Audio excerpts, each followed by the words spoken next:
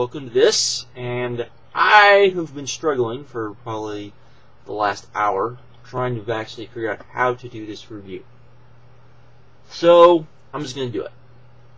You saw the little warning at the start, and why is that warning up there? Well, that warning is up there because I figure at some point I am going to go off. If anyone has actually seen this pay-per-view, if anyone's actually, or probably already heard about this pay-per-view, probably won't surprise you. And I would imagine that that will be the case. For those of you that have fairly, I would say, probably joined my account in the last year,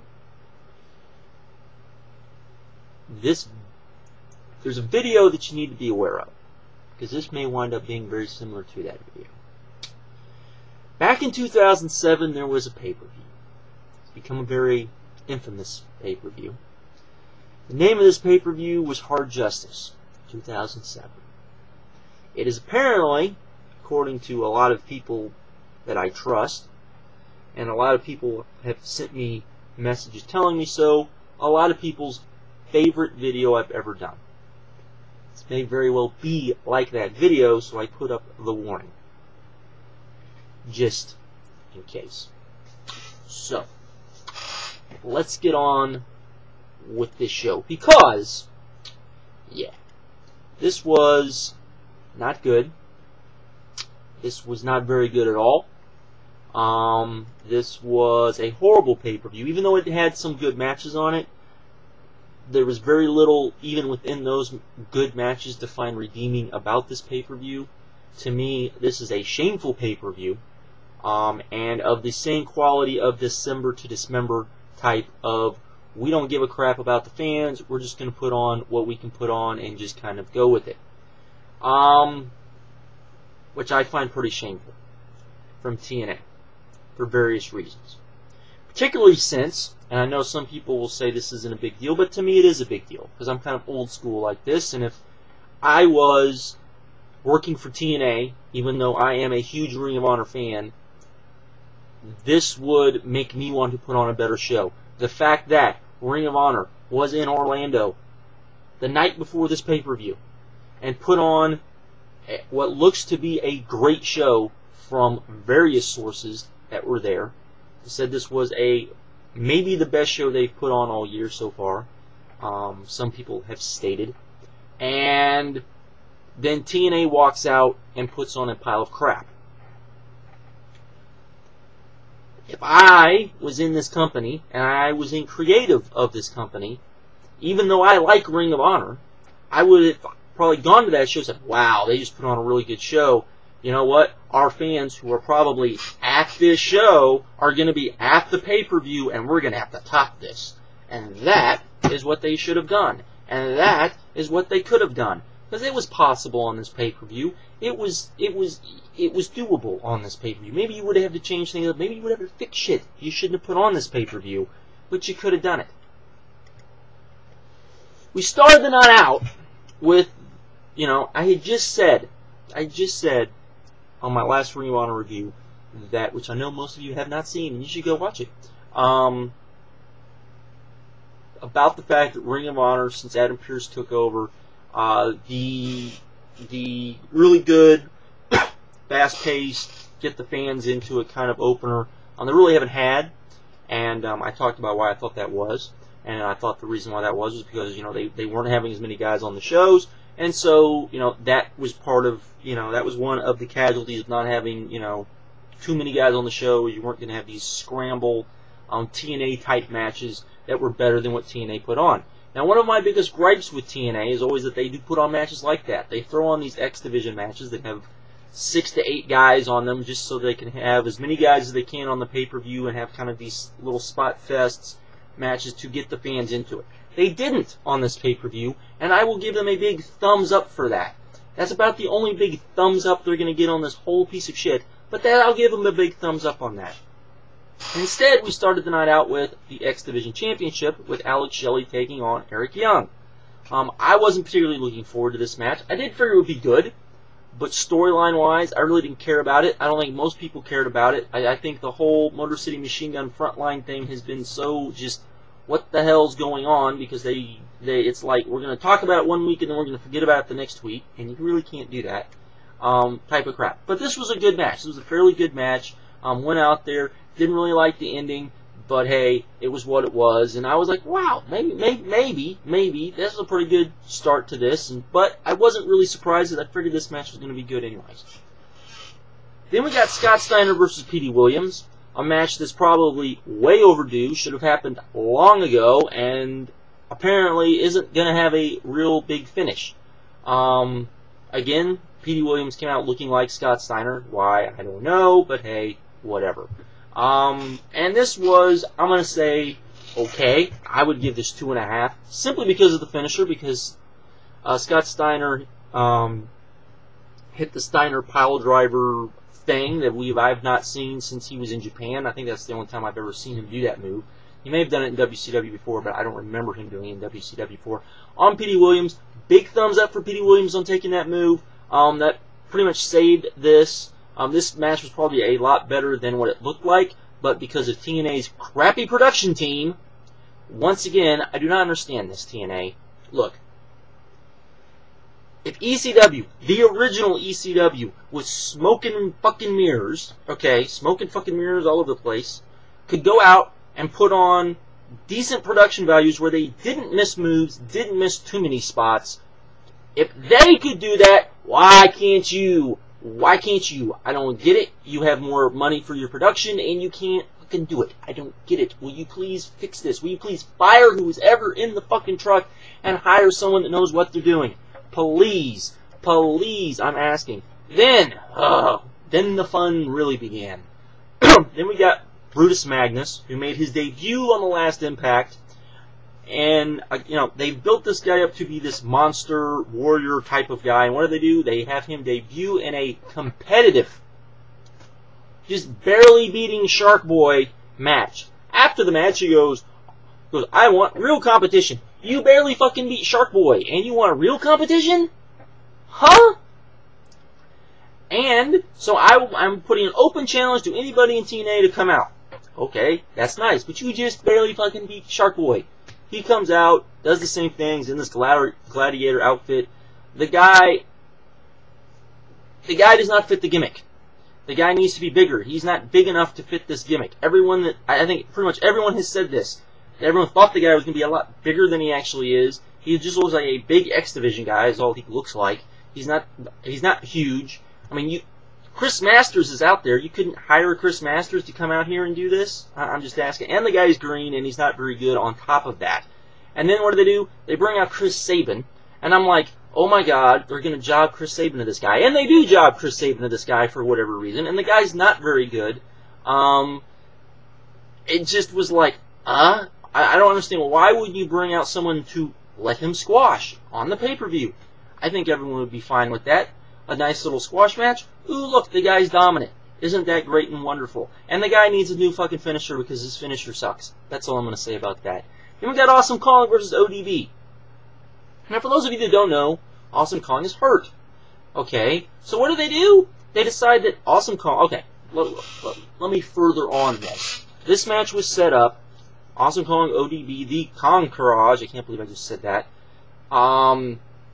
was banned from ringside, and if they showed up, well then Kong would forfeit the title. So they had to leave.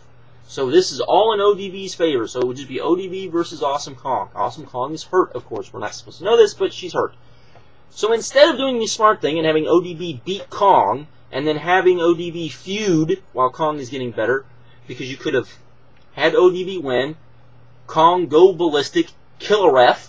Okay, could have killed a ref, maybe even killed someone at ringside, did something crazy, and got suspended because she's hurt. You could have done that while she's suspended and getting healed for her bad back. I believe it's a bad back she has at the moment. You could have had somebody in the Concourage feuding with ODB, or you could have had ODB feuding with the Beautiful People and trying to get the Beautiful People back over after the Sarah Palin bullshit. You could have done that. Instead, what do? You have Awesome Kong basically squash ODB in a fucking god-awful match that served no purpose whatsoever. Speaking of god-awful matches that served no purpose whatsoever, Booker T versus Shane Sewell, and apparently Booker T cannot beat a fucking ref without help from his wife. Yay! Then, we get a match that I thought, okay, maybe this will be okay. Abyss versus Matt Morgan. This was boring. I was bored shitless. Well, I wasn't bored shitless. I shouldn't say it was boring. It was just okay. It went far too long. It was overbooked. I'm being nice, giving it 2 stars.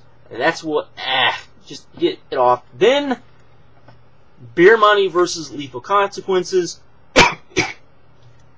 This was a pretty good match. I would say as good as the opener. Probably should have been better, but they decided that they needed to have comedy spots in this match, which didn't need comedy spots. Look, at this point in the pay-per-view, somebody backstage should have went, you know what, this match doesn't need comedy spots, gone to both teams and said, you know, we need you guys to go out there and just put a hard-hitting, good tag team match that steals the show, because we know the main event ain't going to do it. So go out there and put on a match. That's what they should have done. That's not what they did. They had them go out there. They had them put on a pretty good match, but with comedy spots that didn't need comedy spots. It was just stupid and asinine. Then we got the main event.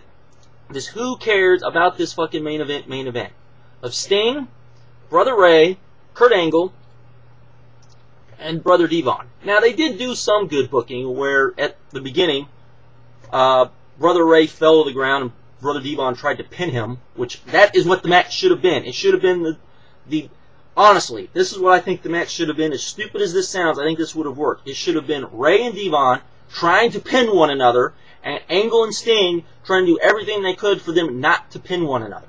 Okay? And then Sting and Angle not being able to work together. That's what it should have been, until eventually where they got Ray and Devon hurt so bad, okay, that then Sting and you could have done the Sting Angle thing. That would have worked better than what they did. They actually had Ray and Devon start fighting each other, which didn't make a lot of sense. Nothing in this match made a lot of sense. Sting won. That's right. Sting, who is hurt and who has not put on, even after this match, has not put on a good match since he's had the title, went out there, won again. Why? We don't know. So you must ask yourself, well then who's he going to feud with? Maybe he's going to feud with AJ when AJ comes back. No. Apparently AJ is going to feud with Booker T. Oh, well, maybe it's going to be Samoa Joe with the nice little face paint that everyone seems to think is wonderful. Yeah. Is going to come out and he's going to feud with Sting. No. Joe's going to feud with Scott Steiner. Yep. Who does that leave? It's going to be Sting apparently feuding with Kurt Angle, who was all confused and wondering how he lost the match. Wonderful, TNA. You have now taken the Main Event Mafia frontline angle, which when we all started looked like it was going to be, we're going to build up the young guys, we're finally going to give the young guys a chance, and who has this angle helped the most? It's helped Sting, Kurt Angle, Jeff Jarrett, and Mick Foley. And Team 3D, who now looks better than they have probably in about a year. That's it. Those are the people you've helped. You haven't helped AJ, you haven't helped Sting, you haven't helped Christopher Daniels, who we don't even fucking know where Christopher Daniels is, we just know that he's under the fucking suicide gimmick. Now, since Kaz is hurt, because you guys completely botched that, let's see, you've got the Motor City Machine Guns, who are tag team champions in Japan, but apparently nobody knows it, and you don't even want to treat them like they're tag team champions in Japan. Okay. That none of the young guys are getting any type of push. You even got guys like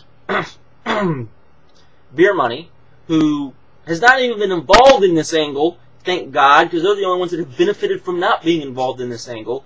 You've got freaking Matt Morgan, who you've treated like a little bitch, even though he's the only real big guy you have in your company. You should be treating him like he's the only real big man you have in the company. And that's what we got.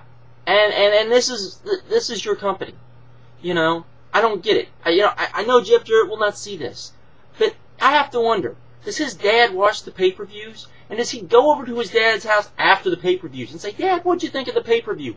And does his dad look at him like, what the fuck do you think I thought of this pay-per-view? I cannot believe you are my son. I would never book shit like this. I mean, don't get me wrong.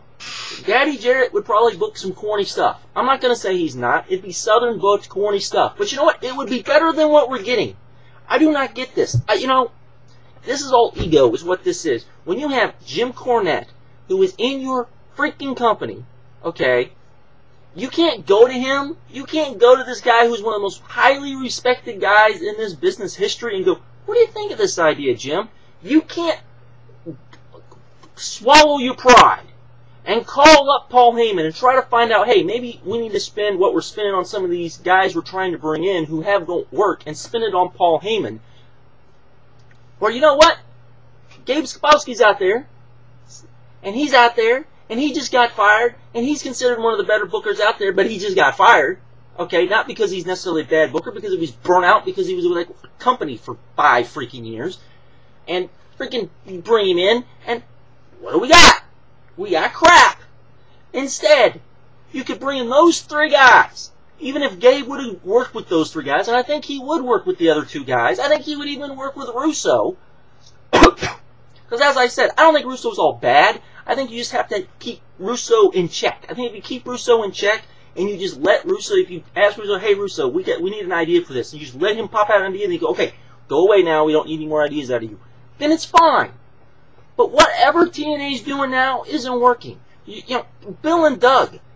I hope TNA saw Bill and Doug's latest video where they basically just said, we've given up on TNA. I mean, what the fuck?